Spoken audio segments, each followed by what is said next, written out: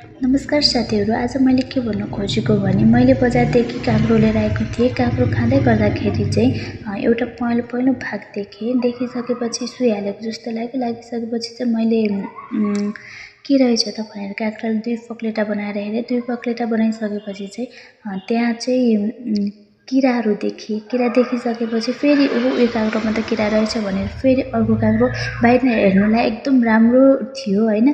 अनि त्यसपछि फेरि अर्को काँक्रोलाई मैले 2 पक्लेटा बनाएर हेरेँ। 2 पक्लेटा बनाउँदा चाहिँ त्यसमा चाहिँ झनै बेसी चाहिँ किराहरू देखेँ। यस्ता विभिन्न किसिमका केमिकलहरू प्रयोग गरेर उत्पादन गरिएको खाद्य वस्तुहरू वा फलफुलहरूले मानव स्वास्थ्यमा विभिन्न किसिमका असर पुर्याउनुका साथै दीर्घकालीन रोगहरू पनि लाग्न सक्छन् हैन। यस्ता विभिन्न किसिमका केमिकलहरू हालेर उत्पादन गरिएको फलफुलहरू यो केमिकल हालेर उत्पादन गरिएको फलफुलहरू बजारसम्म आइपुग्दाखेरि परीक्षण हुन्छ कि हुँदैन? फलफुलहरू चाहिँ मानव स्वास्थ्यलाई फाइदाजनक होस् भनेर चाहिँ खाने गरिन्छ भने यहाँ चाहिँ फाइदाको साटो विभिन्न किसिमका रोगहरू लागोस् भनेर खाने जस्तो देखियो।